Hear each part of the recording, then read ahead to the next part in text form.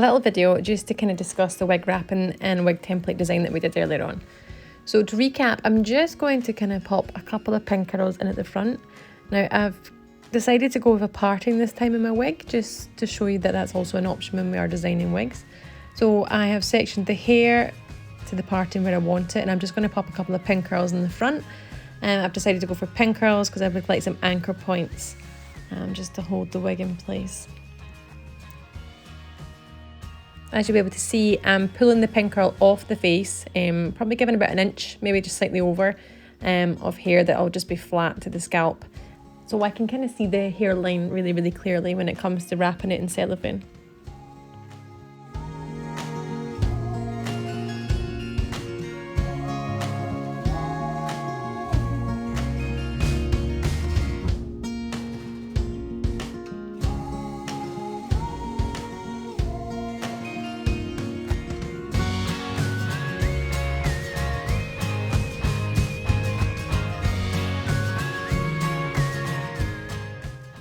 So at this point I've done all my front pin curls and I'm quite happy with where they're positioned. So I've got quite a large bit at the back here, and I'm going to do one bigger pin curl right in the centre. Now the centre point's a really good anchor point because that bit of the head can actually hold the most weight. So it's a great kind of anchor point for wigs. So the pin curl will be slightly bigger, but as long as we get it flat, that's okay. Apologies for my arm and belly being in the view. So there we see a slightly bigger pin curl, but as I said, when it comes to wig wrapping, it doesn't have to be overly neat. Now there's an option here that we're going to do in class tomorrow of wrapping the hair round pin curls to get a nice kind of flat, really smooth surface to kind of work on. But just because we were doing what we did today, I'm going to use anchor points at the back of the head using pin curls. The same technique as we did. So again, I've split the remaining hair into two, and I'm just applying 2 pin curls at the base of the neck, but again pulling them up so they're not on the hairline and the hairline is still visible.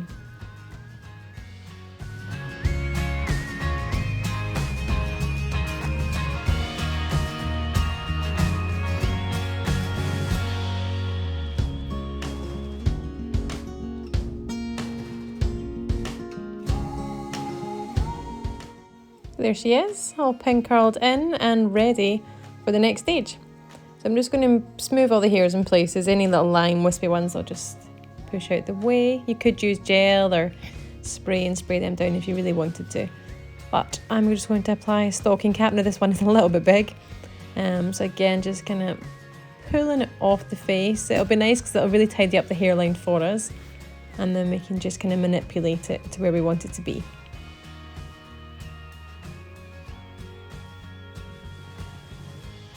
I'm using pins just to secure the stocking cap in place, and just popping the pin into the pin curl that's there already, and that'll hold it all in and stop it from moving.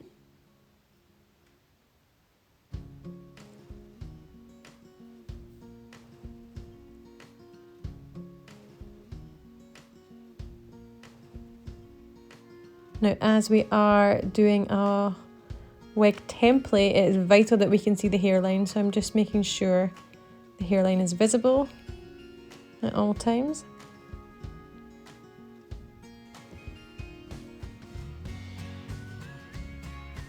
The stocking cap's a little bit big, so I'm just going to pull it down and pin it in underneath.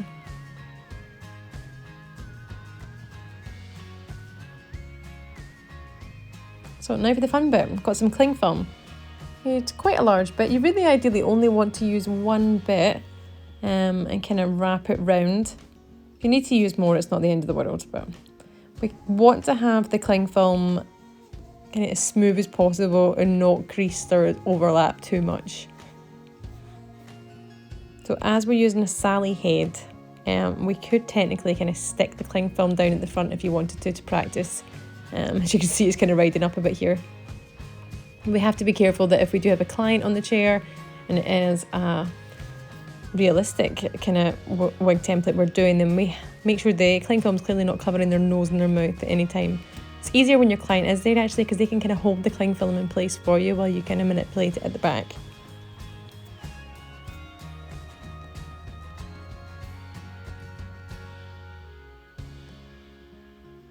So once you smooth it all out and are happy, we can next go in with the sellotape. So with the Sally head, I am actually just going to apply a little bit of the sellotape, just the top of the nose, which will stop it moving about and again makes it a little bit easier for us just now while we're still learning. So if you do the same, so I've gone from the forehead or the top of the nose right down the centre of the head to the nape, bringing it almost down, maybe like 1.5 inches below the hairline itself. And then I'm going straight across using a large bit of sellotape from ear to ear. I like to kind of alternate between going from front to back, back to front, so you kind of get more like a woven basket effect rather than staying in the one direction all the time.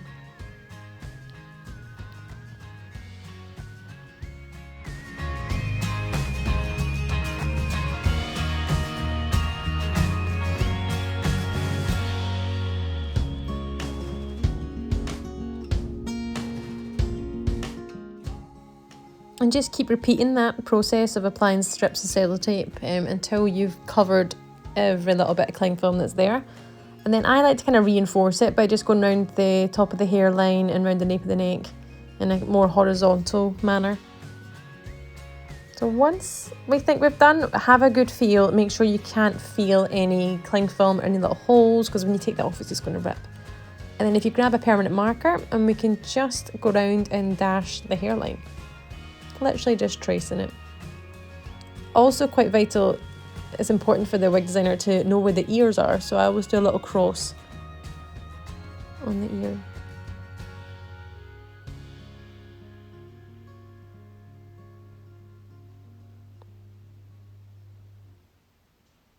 The hairline complete, marking that ear. We did kind of discuss eyebrows earlier on if you were going to be doing eyebrows with your design.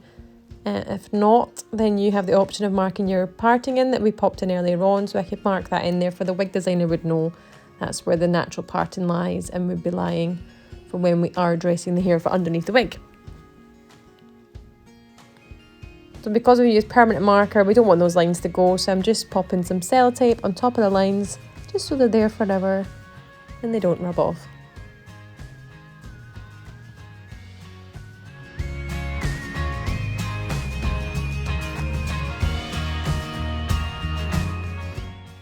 Now it's time to remove your template. So you kind of just have to massage it, give it a wee squidge, and it'll gently come off. We need to do it really gently because it might rip if it's not been reinforced enough. So once it's off, you're in the clear and you're fine. So we need to just make sure the shape's there. There's no holes, no gaps, nothing like that. And then we want to give it a wee tidy up. So I always leave 2 centimetres minimum around the edges of the hairline and the ears. So just kind of clean it up. Give it a wee trim, and then it should fit back on. Quite snug, but it will get on there. You might kind of mess up the hairline a little bit of just any kind of baby hairs that'll hang down, but you should see it should still lie. Give it a wee adjustment, but yeah, should be a really good match to the hair. So to make it easier to get on and off, we always pop little kind of tabs on. So all I've done is kind of stick 2 bits of sellotape together and then stuck that to the actual template itself.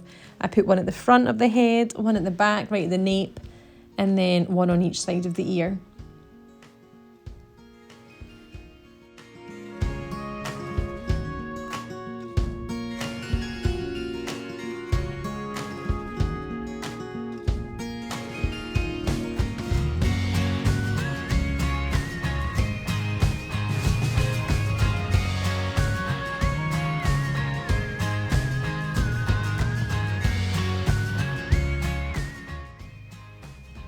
So template complete, it's now time to do a couple of measurements to send off.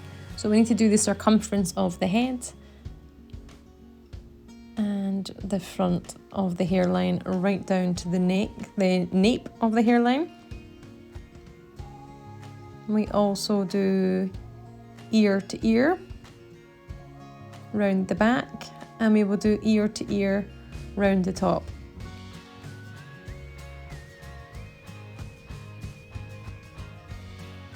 Temple to temple round the back, ear to neck, right across the nape there to get the width of that, and temple to temple round the front. and also ear to forehead. And that is you, personalised wig template design with measurements, all ready for your wig maker.